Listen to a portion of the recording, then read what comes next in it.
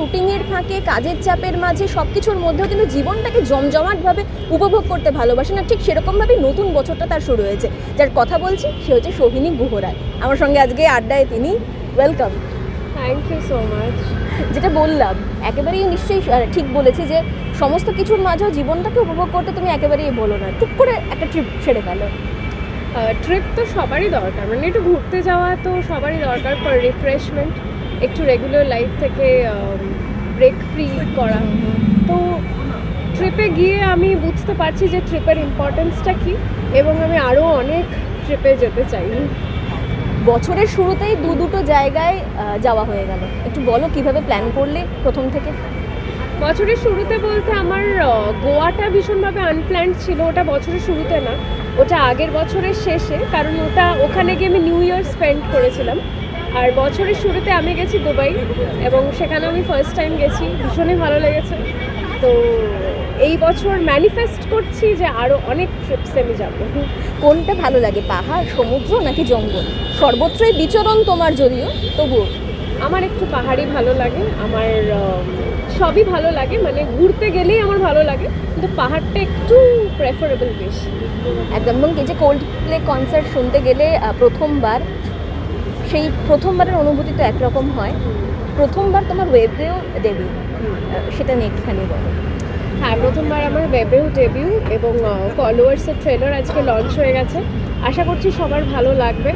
আমারও ভীষণ একটা এক্সাইটমেন্ট হচ্ছে সবার রিয়াকশন দেখার জন্য। আর এই মাসেই হয়তো, মানে খুব শিগগিরই আমাদের ফলোয়ার্স রিলিজ হয়ে যাবে। তো আপনারা আমাকে জানাবেন কেমন লাগবে। সাম্প্রতিককালের কিন্তু ভীষণ প্রাসঙ্গিক একটা বিষয় ফলোয়ার্স বা এই সোশ্যাল মিডিয়া, সমস্ত কিছু আমাদের জীবনে ভীষণভাবে প্রভাব ফেলে, সুপ্রভাব এবং কুপ্রভাব দুটোই। এবং এটার যে কী টক্সিসিটি, সেটা বোধহয় তোমার থেকে ভালো আর কেউ জানেও না হয়তো।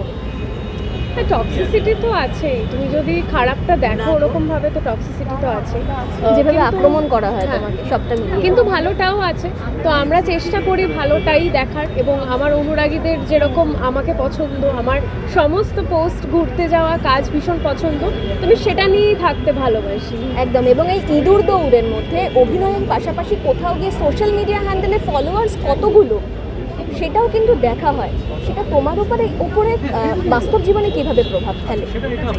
ফলোয়ার্স ওরকমভাবে প্রভাব না ফেললেও সোশ্যাল মিডিয়া ভীষণভাবে প্রভাব ফেলে, কারণ সেটা ভীষণ crucial part of our life নাও। তো খুব প্রাসঙ্গিক একটা সাবজেক্ট নিয়ে আমাদের ওয়েব সিরিজ।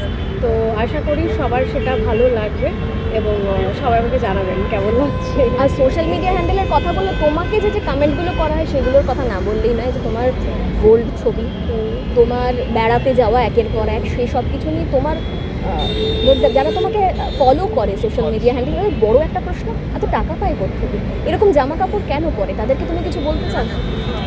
আমার ইচ্ছে আমি পরি, আমার জামা কাপড় আমি পরি, আমি কারো কাছ থেকে নিই না।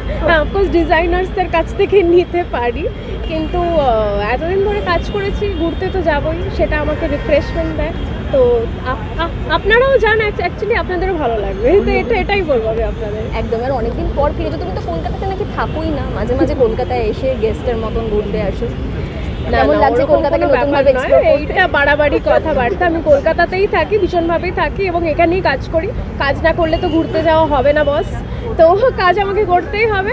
তো কাজও করে যাব, ঘুরতেও যাব, এবং আপনারা সবাই ফলোয়ার্সও দেখবেন এবং আমাকে জানাবেন আপনাদের কেমন লাগবে। আর এদেশেও তো কোল্ড প্লে কনসার্ট হওয়ার কথা রয়েছে, সেখানেও কি যাওয়ার কোনো প্ল্যান রয়েছে আবার?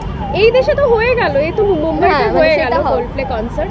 আমি আবার বিদেশে গিয়ে দেখে নিয়েছি, আবার কেন দেখবো এখানে? দর্শকদের কি বলবে? দর্শকদের এটাই বলবো যে ফলোয়ার্সের ট্রেলার আজকে লঞ্চ হয়ে গেছে, ফলোয়ার্স ভীষণ শিগগিরই তোমাদের সামনে চলে আসবে। কেমন লাগছে আমাকে অতি অবশ্যই জানিও, তোমাদের সবার কমেন্টের আমি অপেক্ষায় রইব। Thank you. আর একটা প্রশ্ন করবো, নেক্সট ডেট কোথায় বলে দেবে নাকি বলবো? একদম বলবো না, সারপ্রাইজ ফর মাই ফলোয়ার্স। ঠিক যেরকমভাবে ছবিগুলোকে তোলে প্রশ্ন আসে, সেরকমভাবে কি থাকে? এটা তো বলবোই না। Thank you.